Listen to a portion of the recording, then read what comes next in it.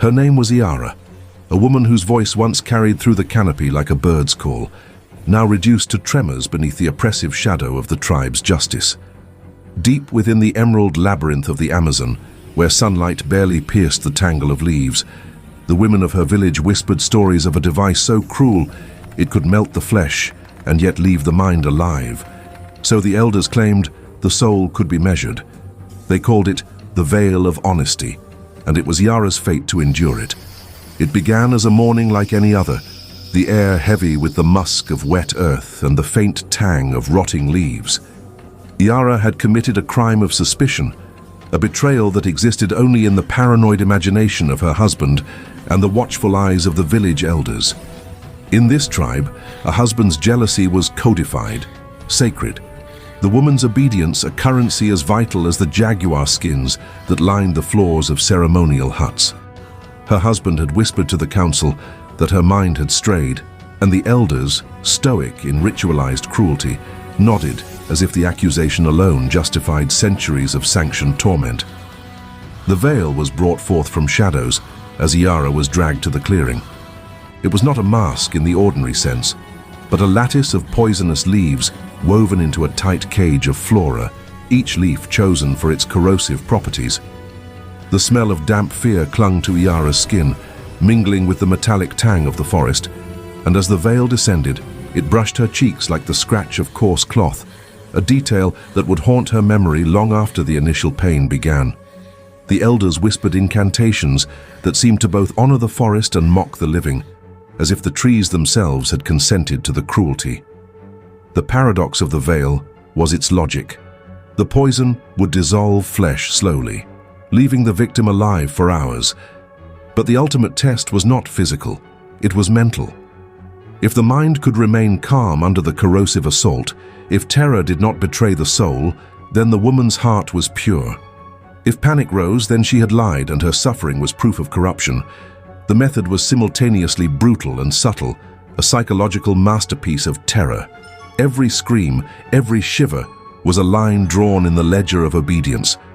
Yara's first screams tore through the morning fog, a sound raw and jagged that made birds scatter and children cry. Yet even as the poison ate away at the soft tissue of her face, the elders observed with clinical detachment, eyes glinting under the woven shadows of their headdresses. One elder, a woman older than memory itself, tapped her staff and murmured the rules. Calmness is truth. Panic is sin. The words hung in the air, a poisonous echo mingling with the tang of sweat and the scratch of leaves against the skin. In the first hour, the villagers watched a horrifying ballet of endurance. Yara's flesh began to blister, her features melting into grotesque, almost unrecognizable forms. But her eyes, those luminous pools that had charmed her neighbors and husband alike, remained unnervingly focused. She clutched at the scratch of the damp cloth around her shoulders, trying to ground herself in the small human sensations that remained. The elders whispered again, noting the subtle twitch of a finger, the catch in her breath. Every detail mattered. Every micro-fear was a verdict waiting to be pronounced. This was more than punishment. It was theater, propaganda, and social control distilled into a single, terrifying ritual. The veil did not merely punish, it demonstrated to the entire tribe the consequences of defiance. Mothers, sisters, daughters, each watched, learning the lesson etched in flesh and fire. Obedience was not requested. It was imposed with chemical precision. The forest itself became a spectator, the leaves glistening with dew that seemed to mock the tears of the condemned. The paradox deepened as time passed. Yara's mind, though assaulted with pain, began to fragment yet consolidate in strange ways. Memories of laughter and mundane chores interlaced with the fear of oblivion. The scratch of the rough cloth, the smell of damp fear clinging to her, the rhythm of her ragged breathing, all became anchors, tiny threads tying her consciousness to life. She realized the true test of the veil was not endurance alone. It was the confrontation with her own self. Could she remain human, rational, conscious, under a slow, intimate dissolution? Could she watch her body betray her and still assert her soul's innocence? By midday, the clearing was silent, except for the subtle, grotesque whisper of chemical agony. Yara's features had begun to lose definition entirely, the poison creating a living canvas of horror. Yet her eyes met the gaze of the elders, unwavering. She felt every subtle movement of the leaves, every scratch of coarse cloth against raw skin, each detail amplified in her mind until the forest seemed to shrink and pulse with her heartbeat. The elders nodded, exchanged brief glances, and murmured about purity and faith. The entire village witnessed this silent negotiation between mind and matter. What remained of Yara's face was now an unrecognizable mask of suffering, and yet her soul, by all accounts, remained intact.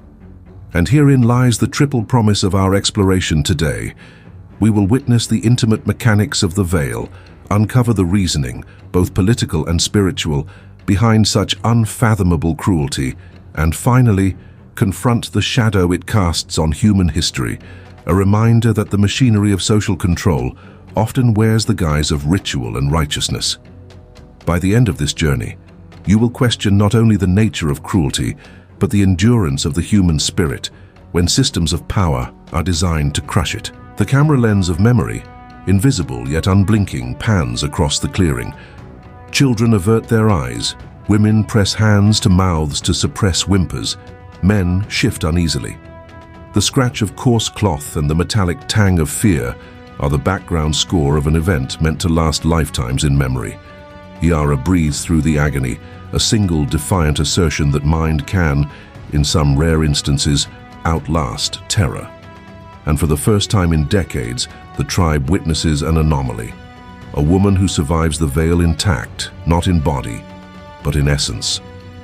Before we delve deeper into the precise mechanisms of the veil and the motives that perpetuated it, take a moment to feel the weight of what this represents. Imagine a society where suspicion alone could summon such horror, where ritual was a weapon, and where a single wrong glance or imagined betrayal could transform flesh into canvas for state-sanctioned terror.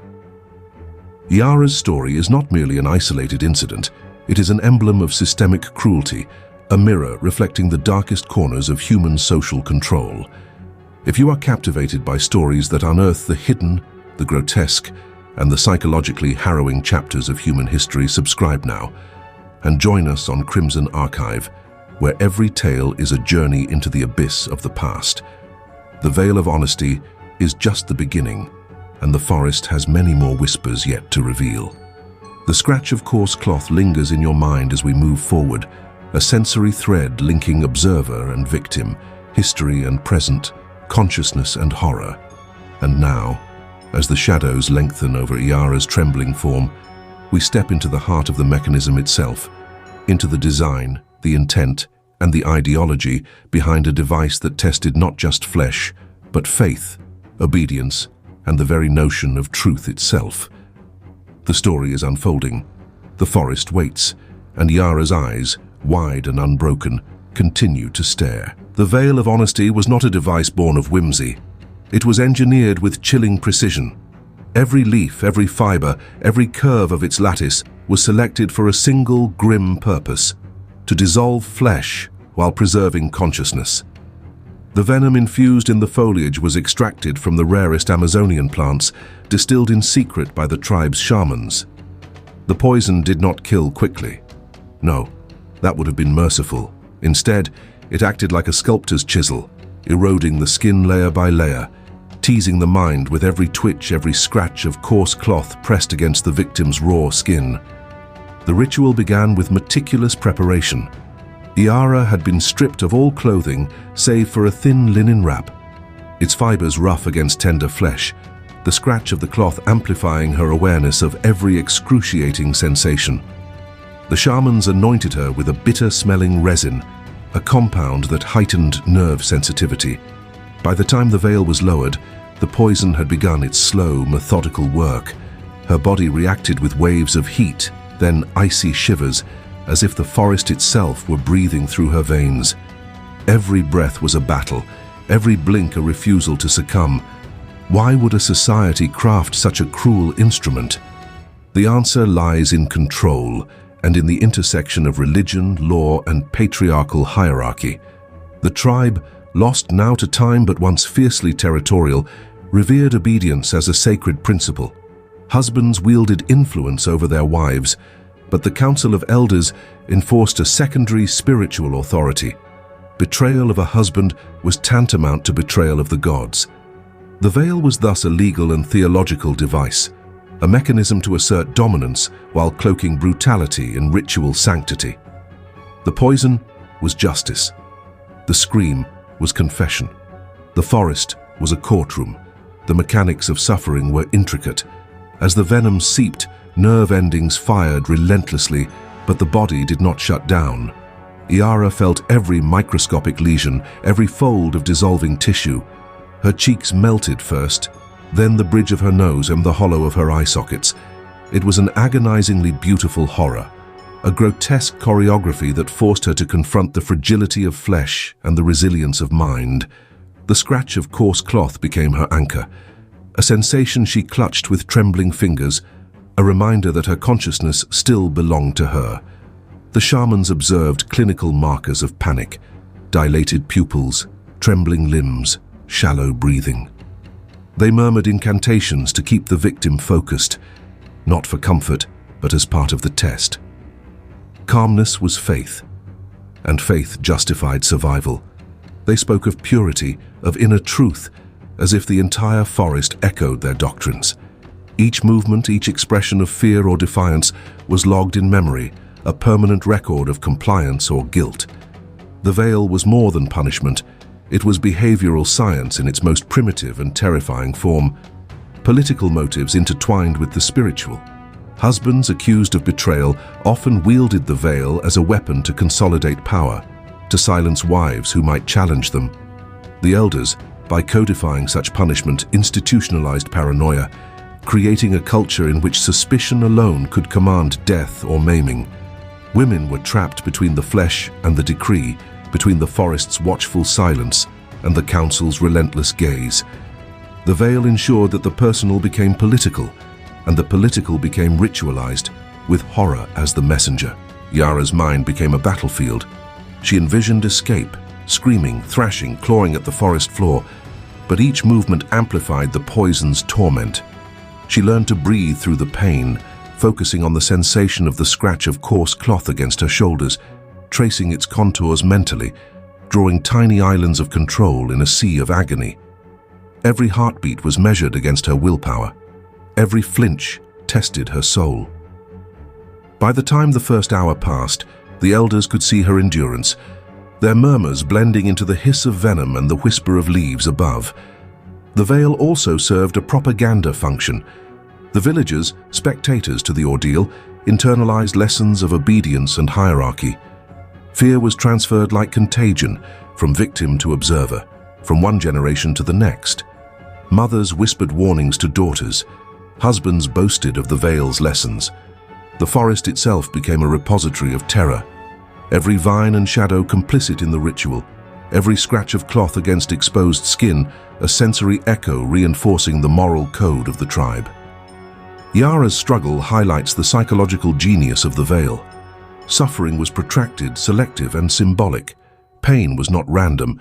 It was meticulously administered to test the mind's ability to remain calm under extreme duress. The veil's poison allowed her to retain consciousness, amplifying horror while delaying death. Her body became a living testimony to the council's authority, and her mind was the true battleground, the site where obedience was extracted, not by coercion alone, but through a carefully calibrated orchestration of fear, faith, and flesh. As the hours dragged on, she learned the rhythm of her torment. The scratch of coarse cloth against raw skin became a metronome of survival. The poison crept steadily, predictably, eroding her facial features like slow-moving water wearing down stone. The elders whispered approval with each demonstration of calmness, rewarding her with continued life. Panic would have meant instant spiritual condemnation, but her mind, remarkably terrifyingly, remained a sanctuary in which the veil could not claim dominion. The ritual's subtle cruelty extended even further. Shamans occasionally shifted the pressure of the veil, altered its weave, or introduced additional leaves to test adaptability. They catalogued physiological responses, noting which women succumbed to terror and which retained composure. These records, etched into oral tradition, informed future punishments and codified the psychological algorithms of obedience. In essence, the veil was not merely punishment, it was a training apparatus, a tool to refine social control with precision that would rival modern psychological experiments. The political and spiritual rationales fused seamlessly in the veil's administration. Obedience was tested, betrayal punished, and hierarchy reinforced simultaneously. Husbands gained power, elders preserved tradition. The tribe achieved cohesion through terror, and women, like Yara, became both victims and symbols, living proof that the machinery of power could sculpt flesh and mind alike. The scratch of coarse cloth persisted, a minute yet constant reminder of human fragility amid orchestrated cruelty. By sunset, Yara's body had been transformed. Her face, unrecognizable, was a map of suffering and resilience. Yet the elders observed her with a mixture of awe and calculation. Calmness had persisted, mind had endured, and in this, she had transcended their expectations. The veil had performed its function, but it had also revealed the unexpected, an anomaly that would ripple through oral histories and challenge the tribe's assumptions about submission, obedience, and control. The veil of honesty, in its meticulous cruelty, remains a testament to the intersection of human ingenuity and barbarism. It was a device that tested faith through pain, control through terror, and obedience through enduring horror. And in the center of it, Yara's mind, anchored by the smallest sensory threads, by the coarse scratch of cloth against raw skin, remained a stubborn, defiant landscape of survival and consciousness. Next, we will uncover what happened after the veil was lifted, the echoes it left in the tribe's memory, and the shocking discoveries that challenged the very narrative of ritual and obedience itself. The aftermath of the veil of honesty was both immediate and enduring, a cascade of consequences rippling through the forest and the tribe itself. Yara survived physically, though her face had been rendered grotesque, a canvas of pain and poison. Yet her survival did not bring relief.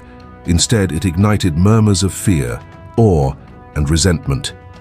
In a culture where obedience was currency, a woman who outlasted the ritual became both anomaly and threat.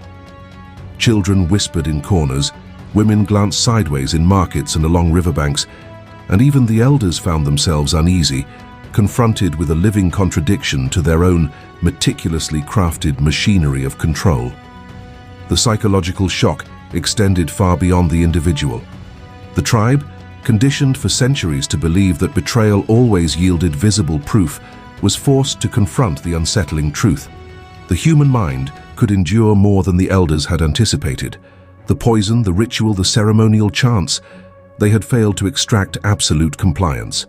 Observers internalized this anomaly, and a subtle but potent sense of uncertainty began to fracture the rigid hierarchy. Where fear once sufficed as social glue, now doubt seeped like water through stone, whispering that even the most sacred customs could be circumvented. Yara's recovery was an ordeal in itself. Her skin, partially regenerated but forever scarred, carried the grotesque map of the ritual, each blister and erosion a testament to endurance. Sleep eluded her for weeks, replaced by fevered dreams in which the scratch of coarse cloth recurred relentlessly. Even in solitude, her mind replayed the ordeal in slow motion, the poison creeping, the elders watching, the forest silent, but all-seeing. Her memory became a psychological echo chamber, a chronicle of trauma that refused to fade. Yet within that terror emerged an unanticipated consequence, a seed of rebellion, a consciousness acutely aware of the machinery that had sought to annihilate her autonomy. The elders, recognizing both the peril and the prestige of her survival, sought to control the narrative. Yara's story was recast in ritualized language. She was not merely a survivor, but a symbol of divine favor, a cautionary tale about the need for unwavering calm. And yet beneath the polished veneer of legend, the truth lingered like smoke in the canopy. Mothers whispered to daughters that even the veil could fail. Men muttered that courage might defy tradition. Children learned to watch not only for the poison, but for cracks in authority. The ritual's intended lesson, absolute obedience, was undermined by its very anomaly, the forest itself becoming a witness to the fragility of imposed control. Hidden truths began to surface. Some villagers secretly aided women accused of betrayal, offering herbal antidotes or distractions to dull the venom's effect. These acts of quiet defiance, invisible to the elders, were the first murmurs of organized resistance. The veil, once an unassailable instrument of conformity, became a battlefield not only of flesh and faith, but of subversion and cunning. Yara's endurance had sparked the imagination of others, a living blueprint for defiance against tyranny masked as tradition. The historical consequence of the veil extended beyond its immediate victims. Anthropologists and explorers, when they eventually stumbled upon traces of the tribe centuries later, noted that surviving women often assumed positions of subtle influence within their communities. The ritual, intended to crush autonomy, inadvertently forged psychological resilience and tactical intelligence. The poison that had sought to erase identity instead amplified it, teaching lessons not of submission, but of the mind's capacity to endure, manipulate, and eventually challenge systemic cruelty. The shock, however, came not only from survival, but from revelation. In rare manuscripts and oral histories, scholars uncovered references to women who had not merely endured, but leveraged their experiences, using the knowledge of ritualized cruelty to undermine patriarchal dominance subtly. One account described a woman, unnamed but clearly the heir to Yara's legacy, who negotiated marriage contracts and land rights with uncanny precision, quoting ritual law to protect her interests while keeping the elders satisfied. The veil's mechanism, designed to enforce docility, had unintentionally produced cunning, politically adept survivors who exploited the very logic meant to destroy them. This is where the major unpredictable shock emerges. The veil of honesty, a device synonymous with horror and control, became a vector for empowerment in unintended ways. By testing endurance, the ritual produced records of human resilience, encoded in both memory and legend. It demonstrated that even in systems designed for absolute domination, anomalies could exist, and when observed carefully, these anomalies could seed change, subtly undermining authority from within. The same poison that had dissolved flesh now illuminated the extraordinary capacity of the human spirit. Yara's legacy, though largely hidden in historical footnotes, illustrates a paradox that resonates across cultures and epochs. Systems of oppression, meticulously engineered for compliance, often generate the very evidence of their own limitations. In attempting to control body and soul through fear, the tribe had inadvertently mapped the contours of resistance. The scratch of coarse cloth, a small, almost invisible sensory marker during the ritual, became a mnemonic for survival and mental fortitude. Future generations could internalize these lessons, consciously or unconsciously, using the memory of pain as a guide to subvert authority, to navigate systems designed to crush them. The forest, silent witness to these events, retained its own record. In moss, in twisted vines, in the subtle changes of the river's course, the veil's history persisted. Oral traditions preserved the memory of women who had endured its poison, crafting stories that were both warnings and inspirations. The mechanism intended for destruction, paradoxically, became a repository of strategic knowledge. Elders who once relied solely on fear now faced subtle erosion of credibility as whispered tales of endurance circulated beneath the shadow of the trees. By the time Yara's story reached the edges of anthropological study, the veil had achieved a dual legacy. On one hand, it remained a monument to cruelty, a testament to the lengths societies will go to enforce conformity and punish perceived betrayal. On the other hand, it stood as a symbol of resilience, a reminder that even in the most meticulously controlled systems, the human mind and spirit can adapt, endure, and ultimately defy the designs of oppressors. Her survival became an enduring metaphor. Cruelty may shape the body, but it cannot wholly claim the soul. The forest settled into evening, shadows lengthening over the clearing where the ritual had taken place. Yara's eyes, though forever altered, retained their focus. The scratch of coarse cloth lingered in her memory, a thread connecting trauma, endurance, and insight. The veil's story, long buried in oral history and the hidden margins of anthropology, reminds us that the darkest instruments of control can produce the most unexpected illuminations of human strength. Next, we will explore how the veil resonates with modern forms of systemic cruelty, confront the emotional weight of these legacies, and leave you with a question that lingers long after the story has ended. The echo of the veil of honesty stretches far beyond the Amazonian forest, beyond the ancient tribe that devised it, into the shadows of modern systems of control. Though no longer administered with venomous leaves, its essence persists wherever authority wields fear as law, and obedience is extracted through terror, ritualized or bureaucratic. The scratch of coarse cloth, once a literal reminder of flesh under assault, now resonates metaphorically. The subtle, almost imperceptible pressures societies place on women, on dissidents, on those who challenge power. Each microaggression, each whispered warning, each coercive expectation is a modern echo of that forest ritual, a reminder that cruelty need not be loud to be devastating. Consider the mechanisms of surveillance, social shaming, or institutionalized judgment. They operate on the same principle as the veil. The body may survive, but the mind is meticulously tested. Compliance is rewarded, dissent punished, trauma is preserved, internalized, often invisible to the wider world. Yara's ordeal teaches us that endurance alone is not liberation, that surviving cruelty does not erase its imprint, and that resilience can emerge even in environments designed for annihilation. Her story asks a profound, uncomfortable question. How many modern veils exist, disguised as law, tradition, or cultural expectation, eroding autonomy with silent precision? Even as we reflect, the emotional weight of the ritual persists.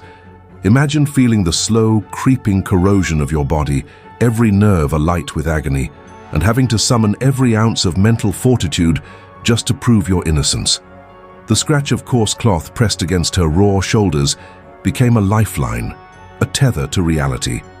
Today, the sensory echoes of fear, whether a forced smile in the face of authority, a censored word, a carefully suppressed emotion, serve a similar function, anchoring consciousness amid systemic violence, small acts of survival in the face of relentless pressure.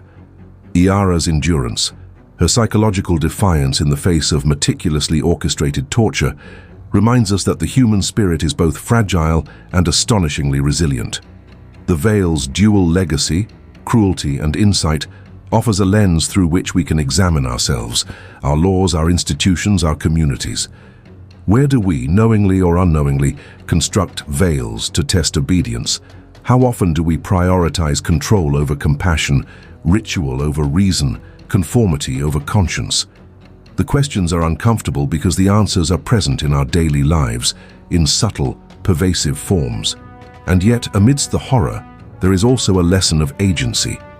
Yara survived not through luck, but through deliberate attention, mental discipline, and the harnessing of minor sensations, the scratch of cloth, the rhythm of breath, to maintain a sanctuary of thought, a pocket of selfhood that the veil could not penetrate.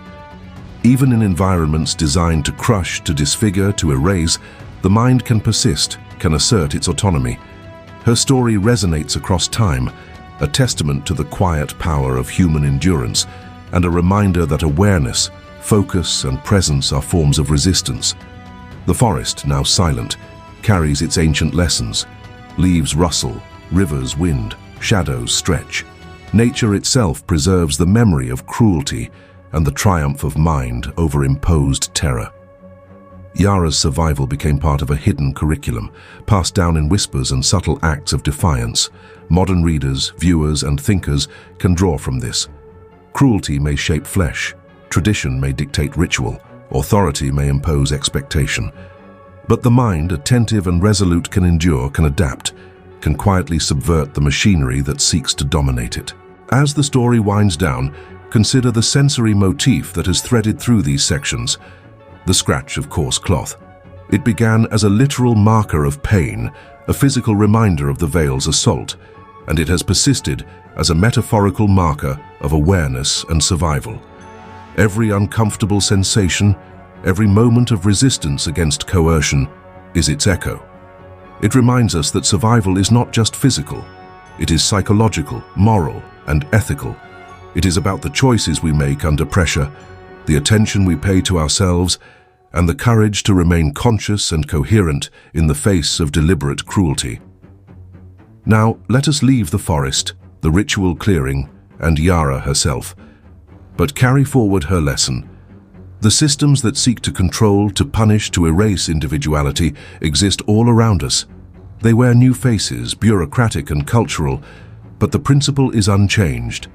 The question that lingers, one you must confront, is this: when faced with structures designed to crush the spirit, will you recognize the scratch of coarse cloth, the subtle cues of systemic oppression, and find the resilience to endure, to preserve the integrity of mind and soul?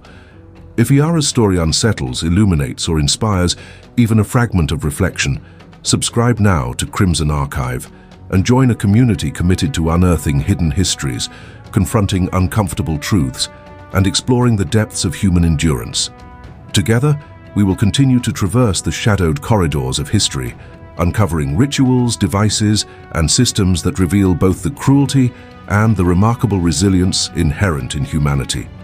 Remember, cruelty may disfigure, oppression may terrorize, and history may forget, but the mind, anchored by awareness, by small acts of resistance, by the scratch of coarse cloth, can endure, and in that endurance find both truth and freedom, and